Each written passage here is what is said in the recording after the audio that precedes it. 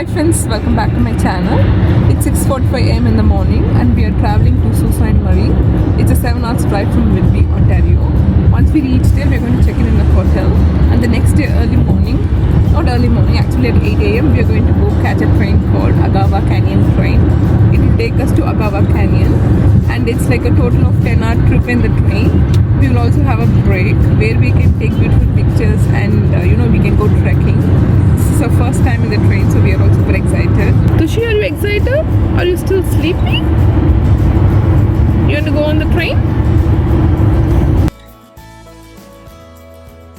The drive itself was very beautiful with lots of scenic views on the way.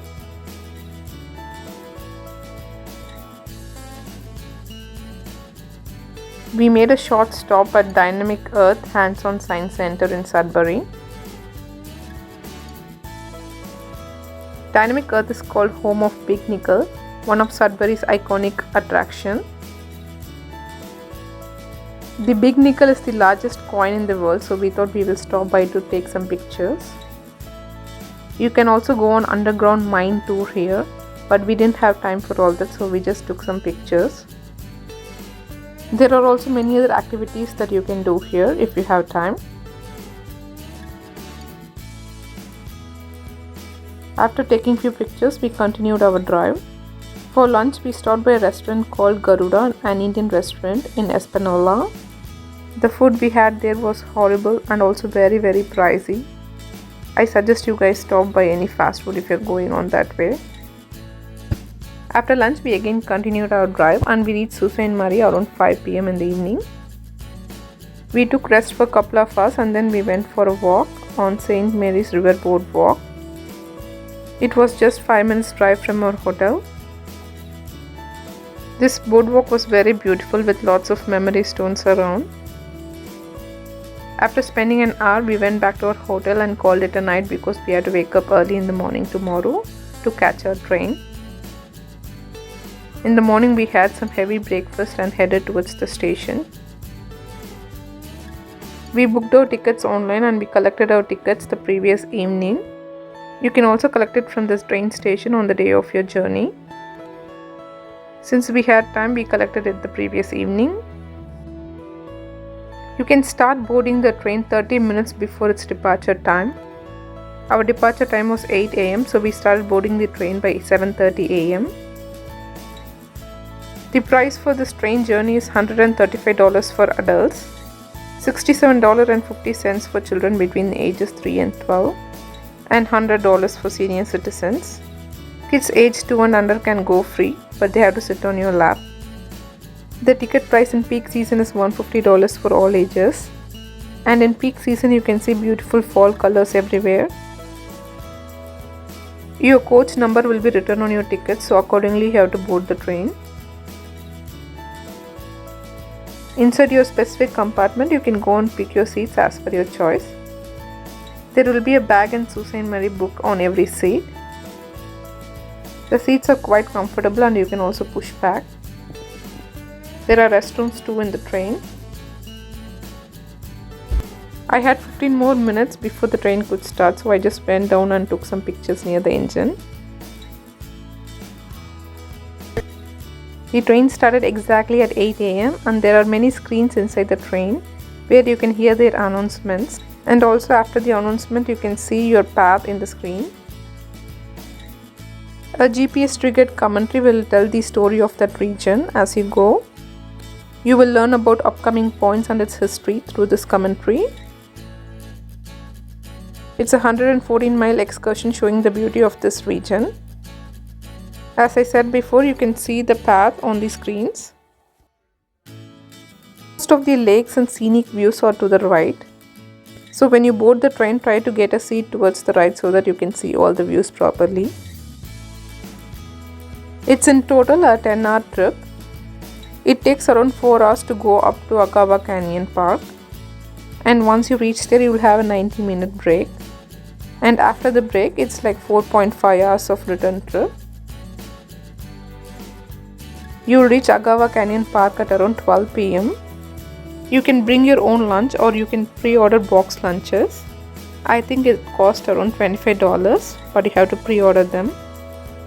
We took our own lunch and snacks because we went with kids, and every few hours they wanted to eat something or the other. If you're going with kids, I suggest you take some board games or books for them. They might get a little bored sitting in the train for 8 hours in total. There is a snack and beverage canteen in the train if you want to buy some juice or snacks.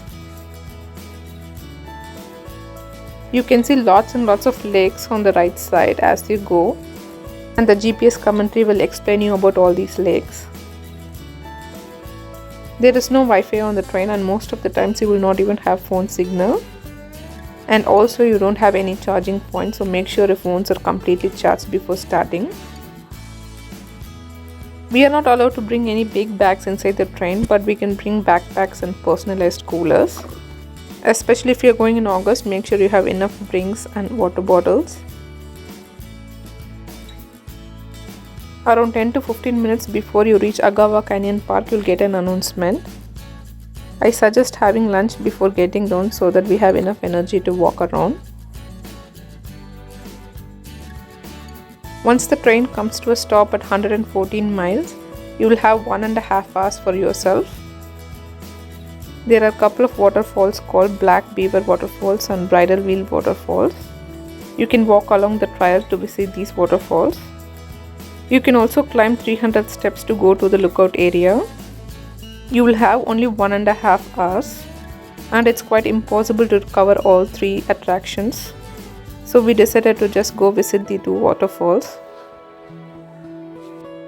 We need at least 2.5 to 3 hours to go visit all the 3 attractions.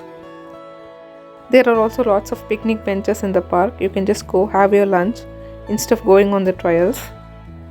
But if you want to spend most of the time going on trails, I suggest you have the lunch before or after getting into the train. The train is wheelchair accessible, so even physically challenged people can get into the train and have a good view of these trails. The park itself was very beautiful, and also the trails to these waterfalls were very smooth, so it was easy for kids to go around. It's just that we had to go in a hurry because we had only 90 minutes time for going around. Overall, it was a very beautiful experience going to a park which is accessible only by train. We took lots of pictures near the waterfalls and kids had fun running around the park. The train started again exactly in 90 minutes. Before 10 minutes of departure, they give a warning bell so that everyone gathers around the train. To be truthful, on the way back, most of them slept off. I was awake and had a very good view of curved Montreal River Trussell. It was very beautiful and reminded me of Snowpiercer TV show in Netflix. If you guys get a chance, do try this train trip. Especially if you're nature lovers, then this is a must-try one. And if you guys are planning to go on the train with kids, plan accordingly. You must have lots of snacks and drinks. And like I said before, you should have some board games and books so that they will be entertained inside the train. If you guys enjoyed this video, please don't forget to like, share, comment and subscribe. Thank you.